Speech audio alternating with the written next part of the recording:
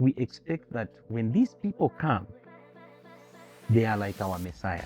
They will bring all the solutions to our problems. Yeah. You know, so let's give them this piece of land. Then we are gonna have jobs. Then our lives will change. Them on the other side, they are like, oh, let's go there, but these people, we don't trust them. You understand? So let's build our factories and then just get those that we can. That's why you find that very few Chinese companies have got managers from the locals. They would rather have general workers, the people that they're directing, because when it comes to management, it's about trust. You know, are you going to keep company information safe? Are you going to keep company resources safe? You understand? Then I don't think that trust has, come out that much.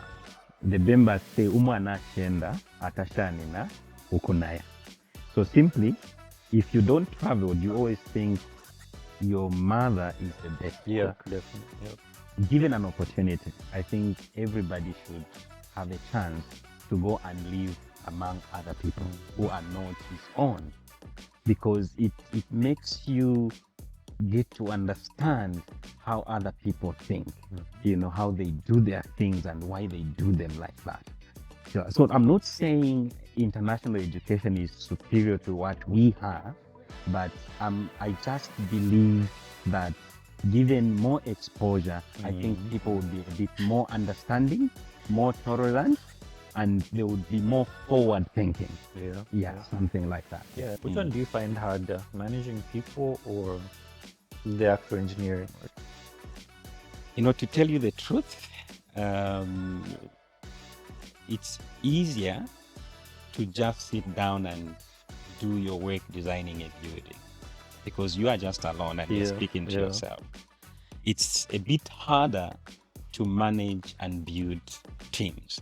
So management is definitely difficult, and I think that's why most of my work now is centered more on building people, training people, coaching people, bringing out more managers that are able to think independently, and who can take ownership and responsibility. Yeah.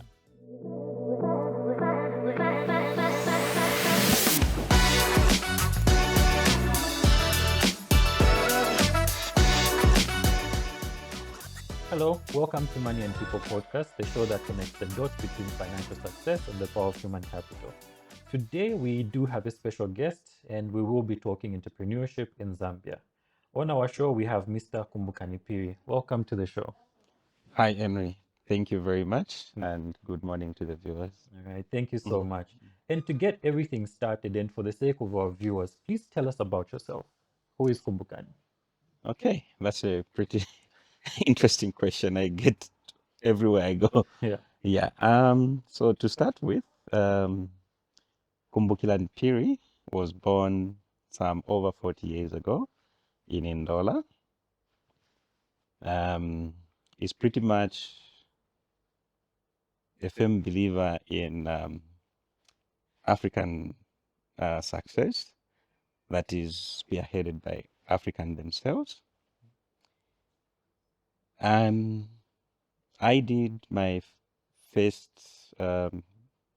levels of education in Ndola, primary school at Masala Primary School, then moved on to secondary school at Lubuto for grade 8 and 9.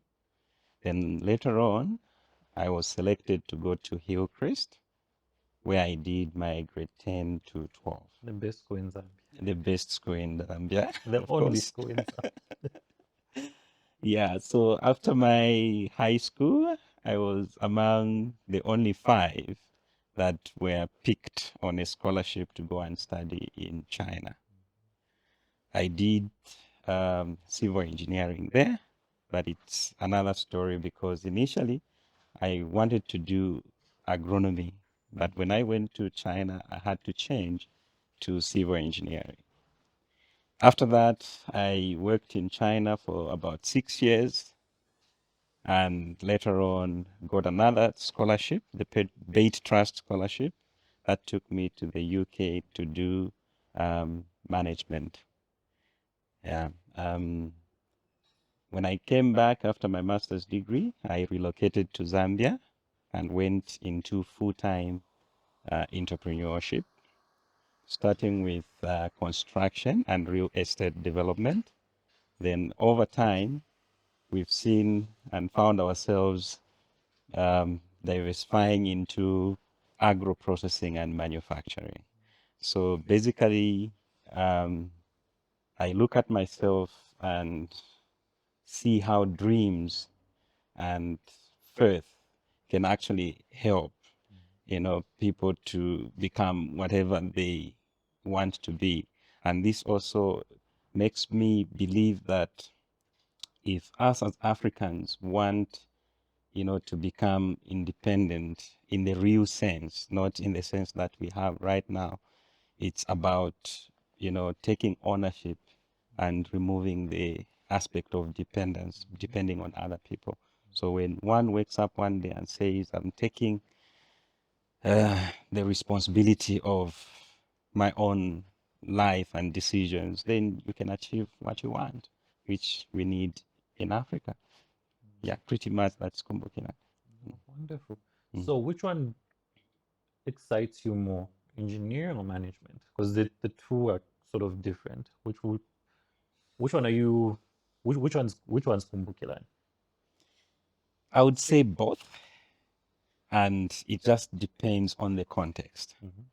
Yeah, so I think the initial motivation to do engineering actually came from the belief that, I was meant for things like that. I'm sure you also attended Hillcrest and you understand how those of us who were in technical classes believed that we were junior engineers at the time.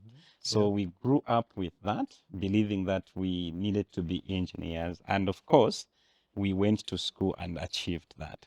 But along the way, you realize that actually engineering could just be your first step into moving into the industry, because as you start growing, you start doing less of the engineering itself and you start managing the people. The people. Yes. So at the moment, you find that when I go to any of my project sites, immediately I change into an engineer, spotting mistakes, guiding, doing the calculations and all that. But when I come back to the office, it's more on the human management and the emotional aspect of managing people and meeting their needs and motivating them. Yeah. Mm. Okay. And tell us about your two ventures. Mm. You are involved in two ventures right now, Legacy Manufacturing and Green Lake Africa. Green Lake Zambia Limited. Green Lake Zambia Limited. Yes. Just tell us how we got to managing two companies. Oh yeah. I think the biggest challenge which comes with managing two companies is when you are doing everything yourself. Yeah, but I think we've gone past that stage in that we've now built some systems and structures in place where it doesn't really feel like, it's one person who is running the show. So even right now, we've got construction sites where I haven't been maybe even for a month, and I'm only depending on reports that are coming and things like that.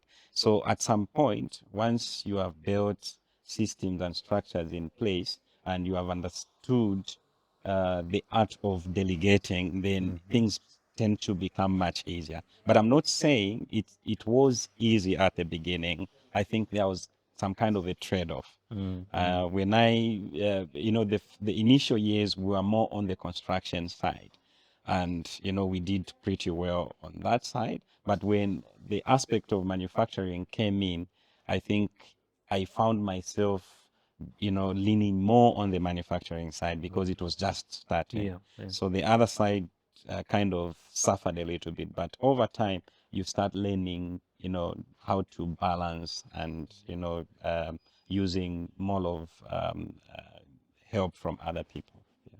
Okay. And who would you consider your biggest inspiration? Um, my initial inspiration was my mother, because my father died when I was just in primary school. So I was left with my mom.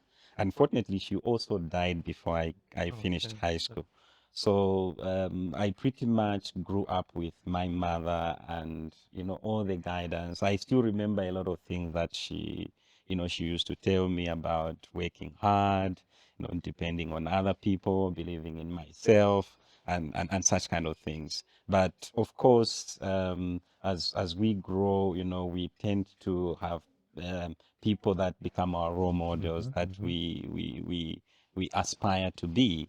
And I think I've met a lot. Um, the company that I worked for in China, the owner of that business, Mr. Chen, kind of stood out as somebody that I looked up to. And I think even the belief that, I can run my own business came from that Mm. because, I went in as a graduate, and over time, I saw what they had done. Within a period of 10 years, they had grown a business from around $10,000 to over $20 billion. Wow.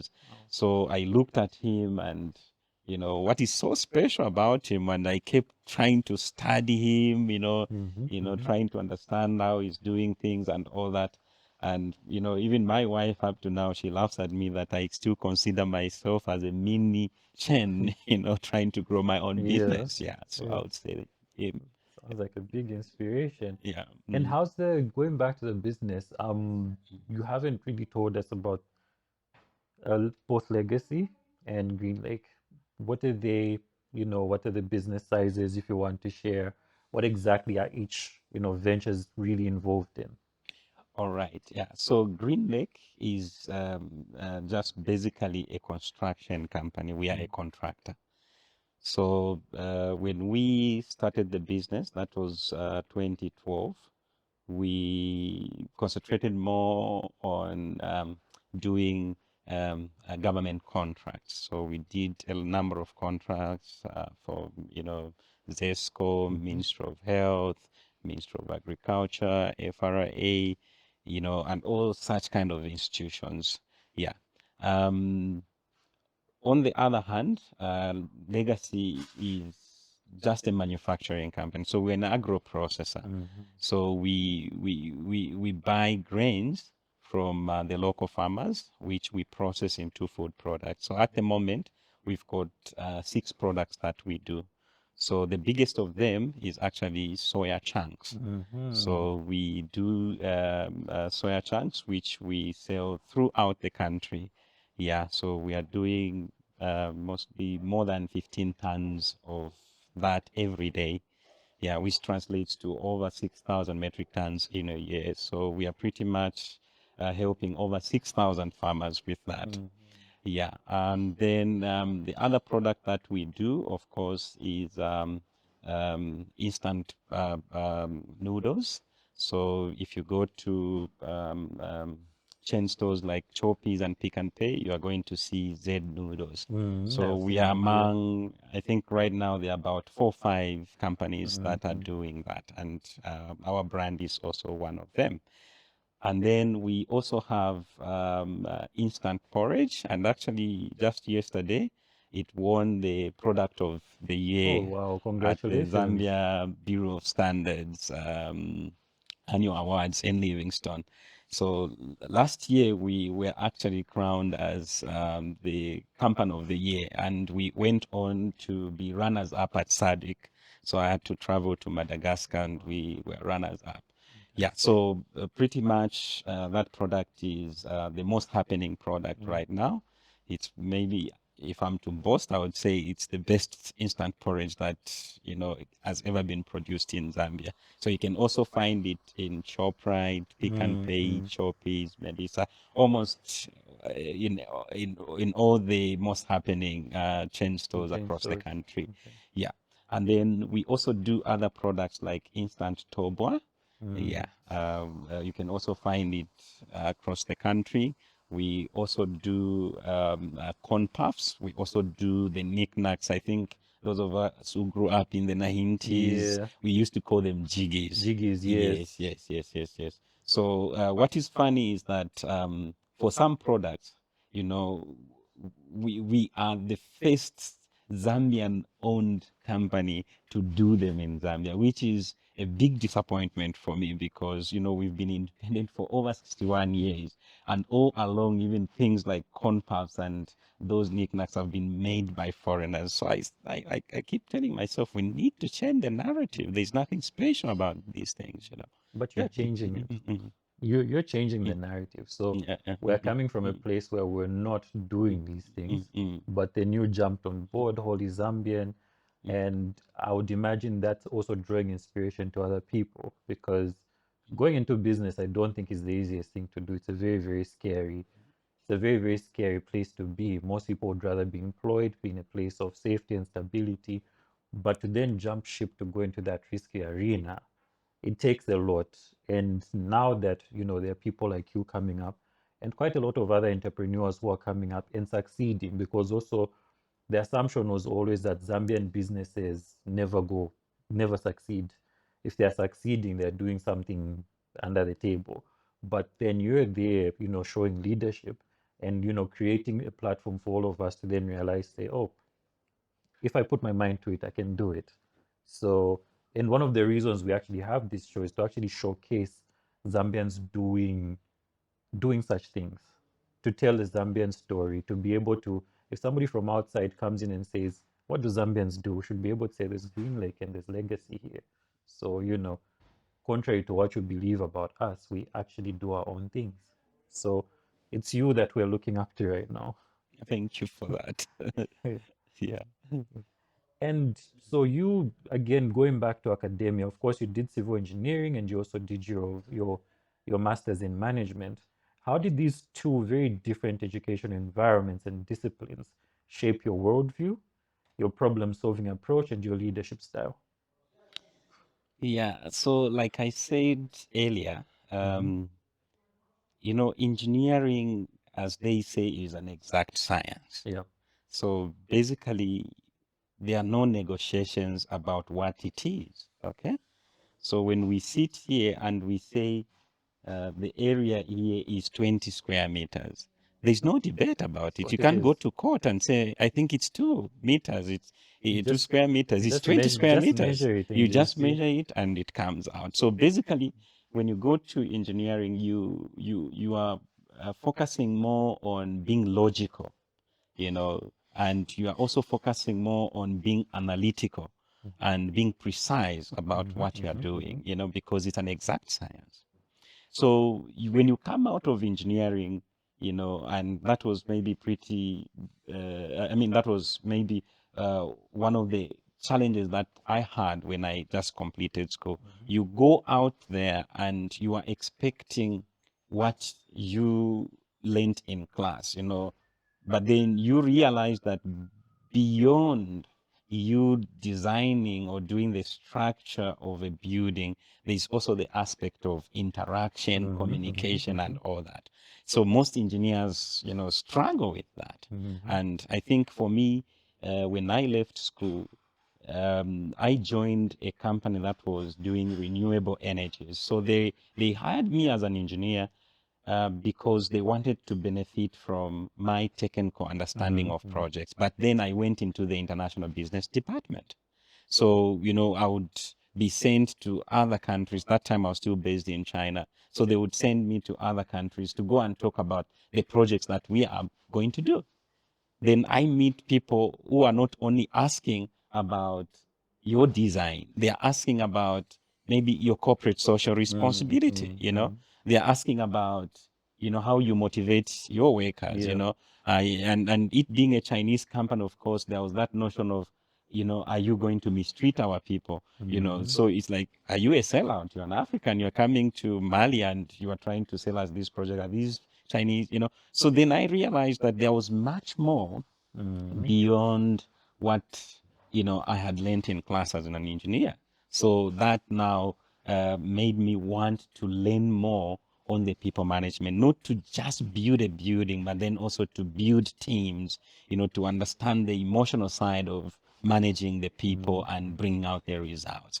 Yeah, so it kind of opened my horizon. I saw beyond just doing cross sections and doing a bridge structure and working out the moments and all that kind of thing. I had now to build teams, manage teams, and all that. So basically, I benefited from both the education as an engineer and also the education as a manager. Yeah. Which one Mm. do you find harder, managing people or the actual engineering work? To tell you the truth, um, it's easier to just sit down and do your work designing a building because you are just alone and you're Yeah, speaking to yeah. yourself. It's a bit harder to manage and build teams. So management is definitely difficult. And I think that's why most of my work now is centered more on Mm. building people, training people, coaching people, bringing out more managers that are able to think independently, Mm. and who can take ownership and responsibility. Mm. Yeah. Okay. Mhm. Mhm. So back in China, you did, attain your proficiency in Mandarin. I think it's a requirement to learn the language while we're there. I've never been, by the Yeah, way. for those of us who went on scholarship. Yes, you have to Yeah. learn the language. Yes. And beyond the obvious business advantages, how did learning that language and culture fundamentally change your perspective of building trust and negotiating international partnerships? Mm. Yeah. There's something that I came across while I was reading some books, but I don't even remember what book. Mm-hmm. But the writer was arguing to say, when humans are animals, Mm-hmm. so any animal when it sees another animal that doesn't look like it it first of all gets scared. It runs Wonders away. what's going on. Mm-hmm. It runs away. Then it would stay at a distance, observing until it feels it's safe. Then it starts getting closer. You know. So now with humans, what happens is that if I meet a person from another country for the first time, my instincts will tell me to stay away from Mm-hmm. them. Mm-hmm. Mm-hmm. So what removes those stereotypes is if that person tries to speak to me in a language that I understand, immediately we get closer. Then from there, we can now build trust. And after trust, now we can even love each other. So that shows how, language plays a part Mm-hmm. in Mm-hmm. bringing trust. So when you as a Zambian, you want to do business with the Chinese, one of you needs to speak in the language that the other understands. Exactly. Otherwise, if that doesn't happen, then the mistrust continues and you can't do business, you know? But then, those of us who had a chance, to go to China and learn their language, we've discovered that most of the times the Chinese would rather deal with somebody that speaks their language, even when they can speak Mm-hmm. the English, because then it's like, Mm. oh, this person perhaps understands me.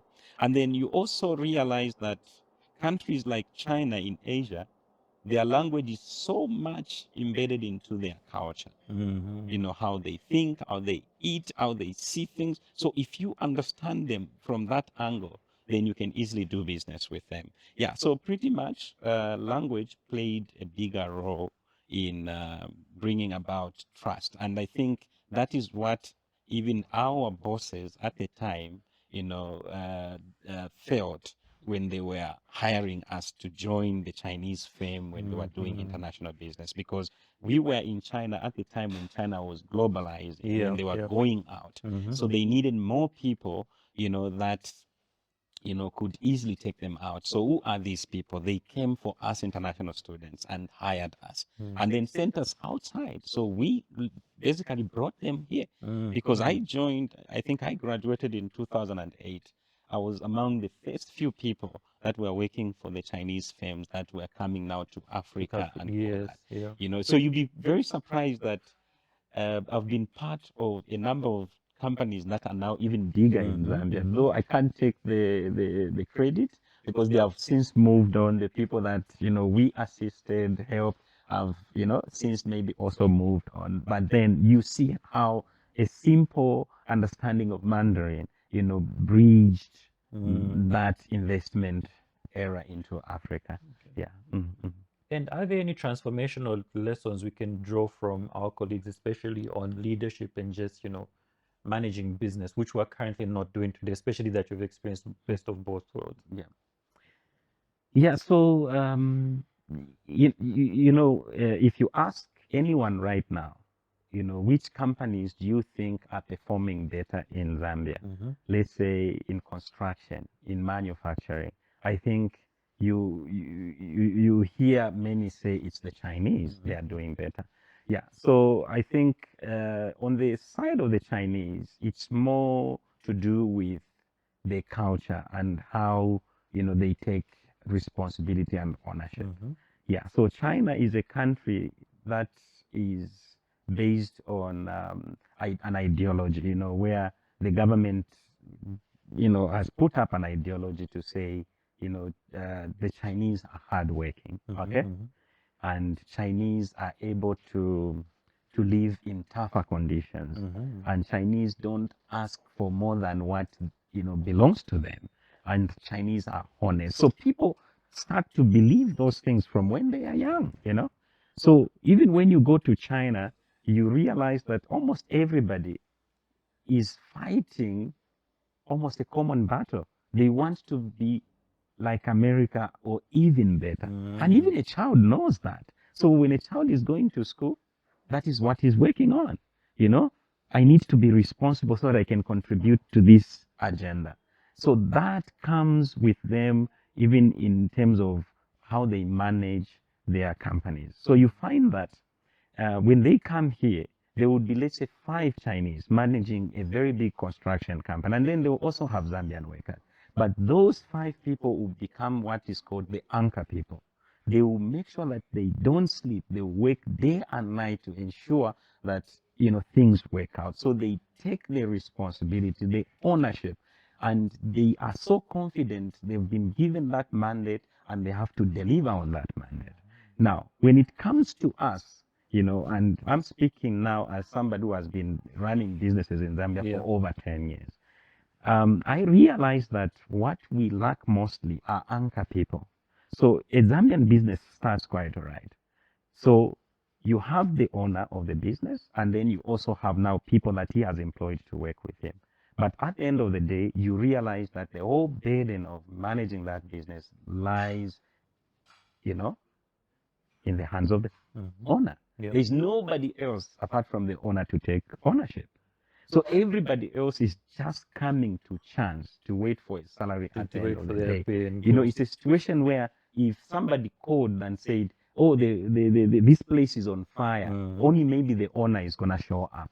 The rest of the people, "Oh, the company is on fire. Oh, I heard." They will just be calling each other. But the Chinese are different. "Oh, our company is on fire." Everybody's gonna run there to go and try to quench the fire. That's the difference. Yeah. So do we have to then align our education system? Because what I'm hearing is this is almost from birth where there's this inculcation of, you know, you need to, everything you do has to have an end goal. You need to understand where you're going. As opposed to us, perhaps it's go to school because you're supposed to go to school and you figure it out afterwards, but get a paper.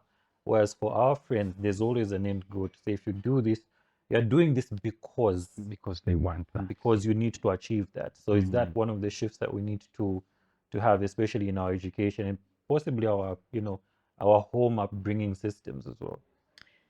Yeah. 2 weeks ago, I had a few Chinese friends who came home. We were doing the dumplings. My wife invited our colleagues and all that. So we struck up a conversation, and I think the conversation came from the challenges we are having of no power. Yeah. So if you don't have power, then what happens? Because almost everything depends on power. Yes. So one of our Chinese colleagues, and we went to the same university. I've known this lady for almost 20 years. She's also married to a Zambian.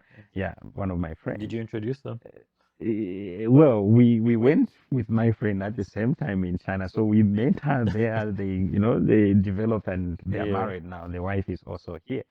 So she said something that made me, look at our current situation as well. So she said, where she grew up, in that village, it was very, very poor in the 80s. Mm-hmm.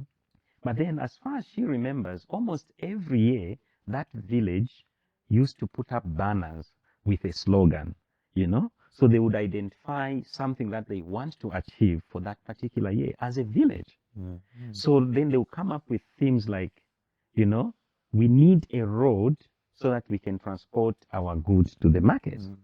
You understand? And then they would start working.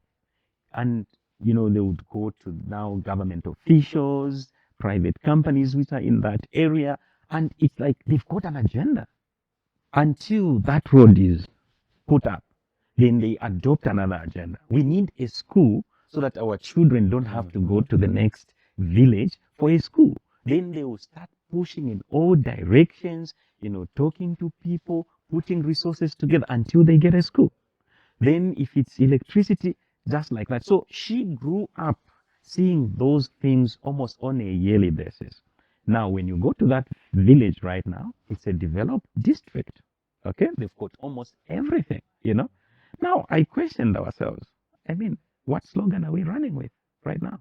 Does anybody know what Zambia is working on? Each person just does what comes to mind. You understand? You know, are we working on putting up more roads? You know, putting up, you know, more power stations? What is it? You know, I mean, when you go to a village in Zambia, do they even have any such things like a slogan? What they want to see next year? You know, what they want their children to become or anything like they don't. But then when you look at it, even China itself has got agendas. When I was there, and I was privileged, I was in the civil engineering department. So, you know, I got to see how China was planning their, you know, roads construction and their railway system. You know, my professor came with a blueprint for over 50 years of how China was going to transition into fast trains. You see, I went to China in 2003. Right now, when I go to China, you know, when I went to China, when we landed in Beijing, the following day they put us on a train to go to the city where we were going to do our education. We were the two of us from Zambia. Yeah. It was a 36 hours ride. Right now, that distance had been reduced to only 7 hours. Wow. So you remember, you know, I remember in 2004, my professor showing us the blueprint for China Rail, and it looked like a joke. That time they only had maybe less than 5% coverage in terms of these fast trains. You know, a train that can move like an aeroplane. You know, a distance of here to Joburg, it's gonna do 2 hours. By plane, you're gonna do 1 hour 30 minutes or 2 hours or so. You know, something like that. So they had the blueprint, and it was for 50 years. And they said by 2015 or so, they needed to have almost maybe 60% coverage. They beat their targets.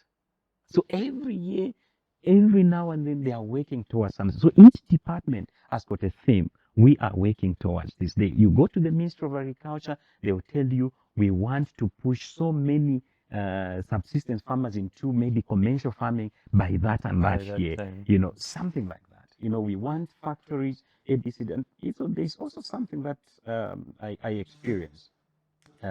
You know, in 2019, I was part of an entourage that went to China to do what was called a fact-finding mission on the timber sector, because that time I had an interest in timber, so I had a factory that was processing timber and all that. So when we went there, you know, the ministry gave us some of the achievement and challenges that they have faced over the years. This is the Zambia ministry or the ministry? The Chinese ministry, because we arrived and, you know, they were trying to orient us and tell us how they have developed their timber industry. So they said when China started industrializing in the 90s, almost all the factories were emitting a lot of dust. They were throwing things everywhere. So the government, you know, put up a plan. And they put timelines to say, after 5 years, you cannot do ABCD. Okay? So let's say after 5 years, you cannot use, let's say, the kilns, you know, kilns for seasoning timber. Yes. You know, you cannot use kilns that use coal because it's polluting the environment. Yes. So you need to transition. Then later on, just like that. So they said, by setting those timelines, they realized that when the industries are given enough time and they are making money, they don't want to find themselves on the other side of the law. So they just move on them by themselves, you know, they change. So China has not struggled to implement the climate change plans because almost everybody is moving with the plans of the government. Because the government has always given enough time and they send reminders. You see, it was very different from us because at the time we were struggling with policy changes that were not making sense. Yeah. Today, the minister wakes up, says, know this. Tomorrow you can do You this. can do You this. know, the next month you can do that. Then how do companies plan like that? Causes You understand? confusion. How So do you there's budget? confusion, How you know? do you get the right resources to do the Exactly, work? exactly. Because all these things need planning. Or you see, when people are making money, they don't want to lose that source of income. So they always move with what you want. For as long as you are telling them ahead of time and you know you are running with them through those things and all that, you know. Yeah. Okay. No, interesting. I think Mm-mm. long-term planning is the best, but Of I think course. sometimes Mm-mm. eh, we are blinded by short-term rewards as well, because you've delivered this short-term thing, but not really thinking about the implications of, what that does long-term. And the other thing which I like is the fact that in China, people, industries are given time to transition through To the change transition. process, Yes. as opposed to just waking up today and saying, and you also need to give the right amount of time. You just can't say we gave you 3 months. It was enough time. Like, how did you discover that 3 months is Sometimes they don't sufficient even time? give 3 months. Yeah, they just say Just like stop it. next week, you Yeah. can't do this. And in a change Mm-mm. process, the Mm-mm. incremental change style also is you can even run parallel systems. While you're phasing this one out, you're bringing this one in, but within reasonable timeline. So that way, there's less confusion, but also people are not as stressed, and you find that you get to deliver a whole lot when people feel as though they were taken on board. That whole, that shift. That's right. Yeah. Yeah. Okay. And as a Bates scholar, you were recognized for your potential early on. How did that scholarship and recognition impact your sense of responsibility and the trajectory you felt you needed to follow in your career? Oh yeah. I don't know if I am going to say this correctly, but I think there is a saying that to whom so much is given. Mm-hmm. I don't know if you know that saying. Well, I know the Superman one. Great power comes Exactly, great like responsibility. yeah. So then the expectation is also higher, Yes, is it? yes, You know, definitely. because look, you are given so much, and then we also expect much more from you. Mm-hmm, mm-hmm. Yeah. So I think starting from the scholarship to go and study in China, you know, I felt there was a responsibility that was being bestowed on me, you know, because both the government of Zambia and the Chinese government were spending money on us, Yes. you know. So I never took such opportunities for granted because it's not every person that Mm-hmm, has had mm-hmm, a mm-hmm. chance. You know, I'm one of the few who have had, you know, two scholarships, you know, to study it. Some people who are as intelligent as maybe even better as I am don't even have one. You understand? So right from the beginning, I knew I needed to be extraordinary. You know, I needed to come back and have an impact in my community. You know, so even at the time when I was working in China, you'd be surprised actually. That company I worked for, Sunshine Kaidi, employed me to pursue projects for them in Australia. Nice. Now, when I joined and looked at what they were doing, renewable energies and all that, I felt no, do you have Africa somewhere Mm-hmm, in the mm-hmm, mix? They mm-hmm. said, no, Africa, you know, is lags behind. We cannot do this and that.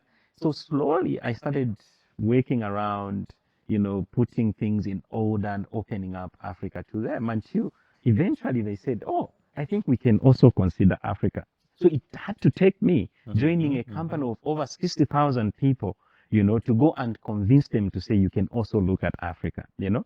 I didn't have to, but I felt, look, I came here to study as an African. I'm as well an ambassador for my own Yeah, country, exactly. you know. So I pushed for them to consider Africa, and in that mix, I also made sure that Zambia was part of it. And you'd be surprised. I came back to Zambia because of the company, you know. So I came back as an expatriate, in my own country.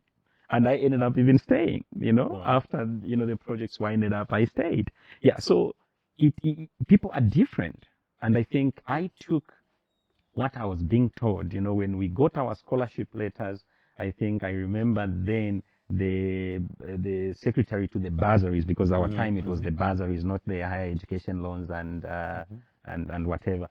So he was saying, you are going out there, to learn so that you can come back and impact your Yes, communities. exactly. And even the application for a Bay Trust scholarship, you stood a better chance of winning it if what you were studying was going to have an impact in your community.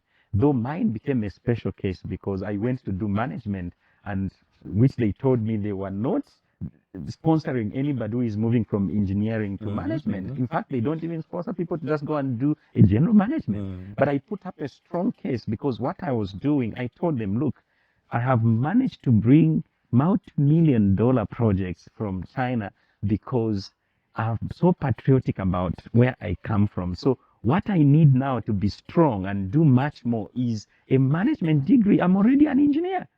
So I don't So need for anything people more. to recognize me and give me more responsibilities, I now need to speak their language. I need to understand the profit and loss account. I need to understand how Mm-hmm. to manage the people better. So they gave me the scholarship against all odds.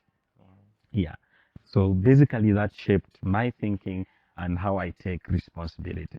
Mm. Mm, mm, mm, I mean, in an earlier episode, we were talking about performance management, and this mm, really sounds like performance mm, management because the argument is always going over and beyond. So I think some people just end at, I'm going to study, I'm done. But mm. it looks like you took it way beyond just academia to actually identify certain gaps or opportunities that you could actually translate back to your home. I think some of these things really need to be seen and sort of need to be celebrated because very few people, if any, do that. Because it just ends, I have a scholarship, I've studied, I've finished, I'm an engineer. So I go, sir, do you know me? I'm engineer this. Don't call me And we Kumbukilani. like putting engineer Hey, so in front of yeah. our names. I remember in my field, HR, people wanted to start calling themselves advisor something. Let's not force things. Oh But yeah. yeah, okay. Yeah. And do you think international education plays a more significant role in preparing African business leaders for global business impact? Or should we all go out there? Or do we now have sufficient exposure with our current state? I'm a fan of um, idioms, sayings Mm-hmm. and all that. I think the Bemba say umwana shenda atashanina ukunaya. So simply, if you don't travel, you always think your mother is the best Yeah, cook. definitely. Yeah. You know, my thinking is, given an opportunity, I think everybody should have a chance to go and live among other people Mm-hmm. who are not his own, because it makes you get to understand how other people think, Mm-hmm. how they do their things and why they do them like that. So I'm not saying international education is superior to what we have, but I just believe that given more exposure, I think people Mm-hmm. would be a bit more understanding, more tolerant, and they would be more forward thinking. Yeah, Yeah, yeah. something like that. Yeah. Yeah, and I think it just broadens Mm-mm. your mindset because yeah, the same concept, just being stuck in a small realm. Yes. You might think what happened. I think it happens, in different sort of spheres. You feel as though you're doing a lot, but then somebody comes to show it, say, nah, this is entry level stuff. Yeah, And where it's you are. not that Yeah. because you're Mm. incapable, but it's all you've ever seen. Exactly, exactly. But Yeah. once you then get that exposure, you then realize to say you can actually do 10 times more with the capabilities you already have. Yeah. Okay. Yeah. So maybe just to compound it, you see, I came from Mushili, which is Mm-hmm, more or mm-hmm, less like, I would say, um, a, a compound, mm-hmm, mm-hmm.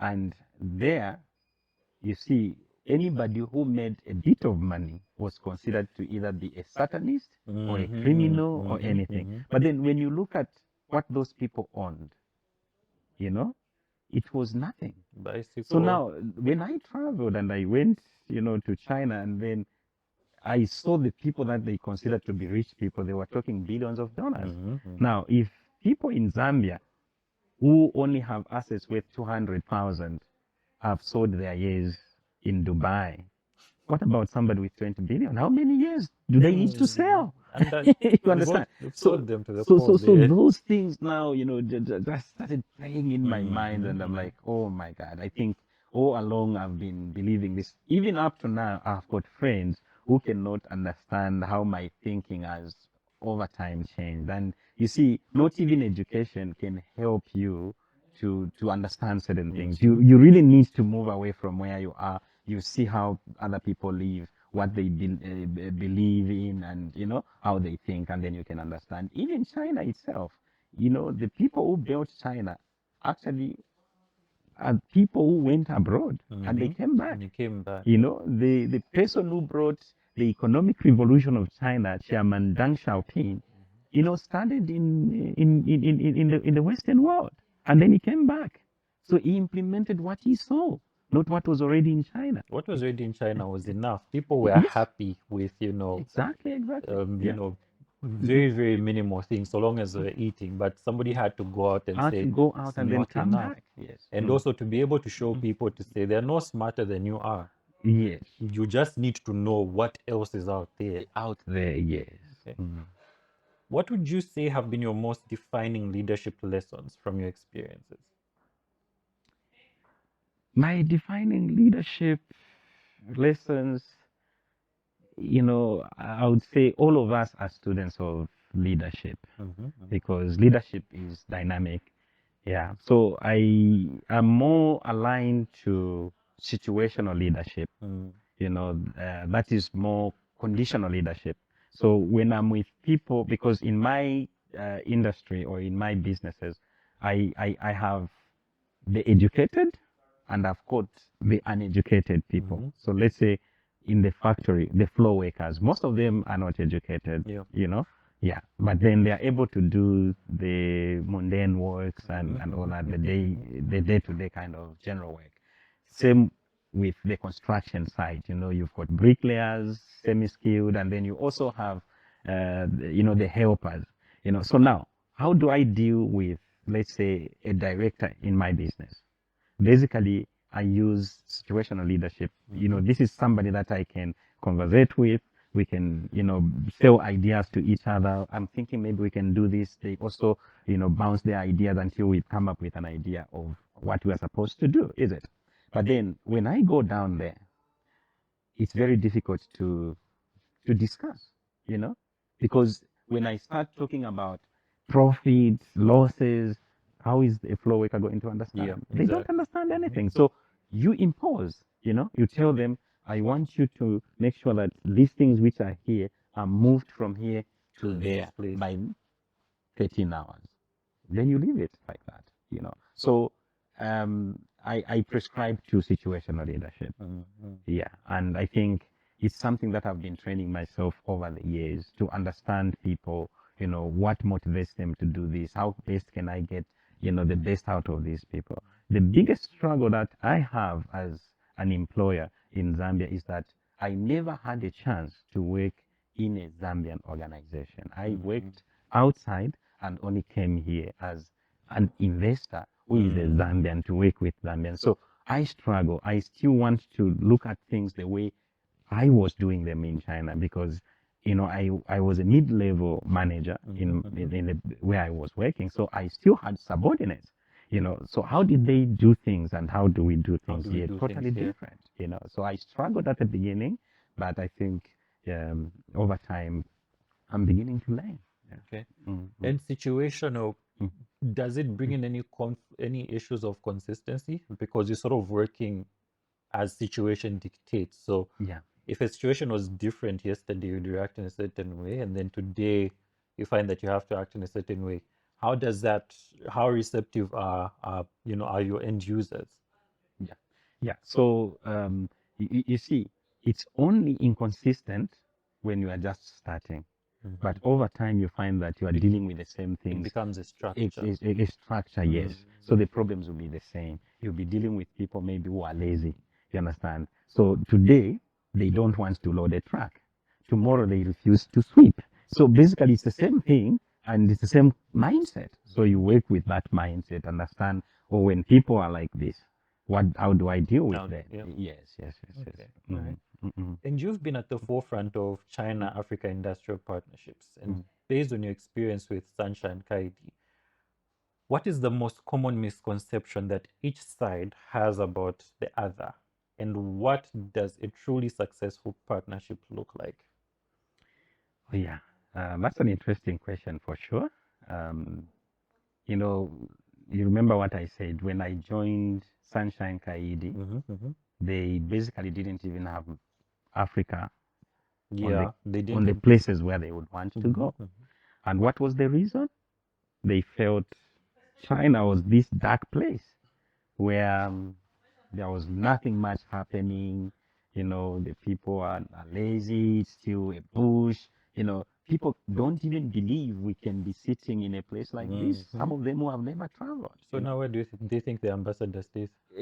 Understand, I went to class with some people who did not understand how I came from Africa and went straight to university with them because they believed maybe there were no schools. So how do you know how to do even physics? You understand? So you are telling them these things they're not understanding. One of our African friends actually even had a funny one where he was asked, how many lions do you have at home? Something like that. So there is always this misunderstanding, okay, of where people are coming from. Not until people travel do they see what is actually there. So actually it's surprising to the Chinese that any Chinese who came to Africa actually has ended up staying. So now you see how things change. Somebody who literally didn't understand this place, then when they come, they don't even want to leave. They see opportunities, they see that and that. So on the Chinese side, I think they have got low expectations of what they can find in Africa. Even those who have stayed here maybe for even 20 years, you see, apart from extracting opportunities here to benefit themselves, they still don't really think, we are capable of even running their businesses. Okay? And I tell the people this. I tell the Zambians and I also tell the Chinese the same thing. You know, why has it been so difficult to find a typical Chinese company being run by Zambia? But then we have South African companies, English companies being run entirely by Zambia. Exactly. So what is the reason? We need to understand what is the reason. So now this is where what I spoke about, when we talked about the how language brings trust. When I meet you for the first time, you are not speaking my language, I'll have some mistrust in you. Then after staying with you for some time, I'll start trusting you and eventually I'll love you, then I can do business with you. You understand? But then China more or less wants to find China in a place where they go. So when they come here, they expect us as Africans to think the way they think, to do things the way they do things. So it's very difficult for them to do that. And I think the other compounding reason is the language barrier. Yeah. You see, China eats different, speaks different. There's so much that is so different from us. So to break that, that's where the challenge has been. So then what about us on the other side? For us, we expect that when these people come, they are like our messiahs. They will bring all the solutions to our problems. Yeah. So let's give them this piece of land, then we are going to have jobs, then our lives will change. Them on the other side, they are like, oh, let's go there, but these people, we don't trust them, you understand? So let's build our factories and then just get those that we can. That's why you find that very few Chinese companies have got managers from the locals. They would rather have general workers, the people that they're directing, because when it comes to management, it's about trust. Are you going to keep company information safe? Are you going to keep company resources safe? You understand? Then I don't think that trust has, come out that much. Yeah. So do we have to do a bit more work to earn that, to have mutual trust? I think it's a two-way thing. Yeah. We need to believe that we can also be honest. And for me, actually, I don't even believe that anybody is gonna come and change our situation. No. I've never gone to any developed country that was developed by foreigners apart from America. You see, I've traveled in Europe, I've traveled in Asia, South America, I've traveled in Africa. I've never seen a country that has developed because foreigners went there to do things, apart from America. If there are other places, well, then I should be ignorant about it. When you go to China, you find the core of their economy is in their hands. Okay? You go to Vietnam, you go to Indonesia, you go to France, you go to Portugal, But there in Zambia here, if we are to talk about a billionaire, it's definitely not going to be a Zambian, an indigenous person. It's going to be someone else. You go to China. Who are the billionaires? Is it because, does it circle back to us thinking, look, if I have 200,000, if I get a job which pays me 200,000, then I've arrived, nothing more, nothing less. But you then find, no, it's a very, very sort of low limit to set for yourself because of the vastness of opportunities which are there. Once you then go out there, just the other time, Elon Musk has just been given the payout. I think he's been given, is it 1 trillion? $1 trillion. But you are there talking about 200 pin. It's a think- lot. It's a lot. I mean, very few people, if we look at statistics, I think very few people are there. But should we, to what extent should we be expanding our ceilings, the limits beyond which we cannot go? I think it's a mindset problem. It's a mindset. We really need to move to ownership other than dependence. Yeah. That one. You see, Africa is like, you see, when you are traveling, right? When you go to Europe, every country that you move to Europe, it will feel like, okay, this is Europe. Okay. You go to Asia, you also get almost the same kind of feeling. You go Yeah. to South Korea, you go to China, you go to Japan. There's a certain way in which they do things, the Asians. Then you come to Africa, it's the same thing. You find the same mediocrity in Zambia, and it will also show itself in Malawi. It's consistent. It's very consistent, So something is not right somewhere.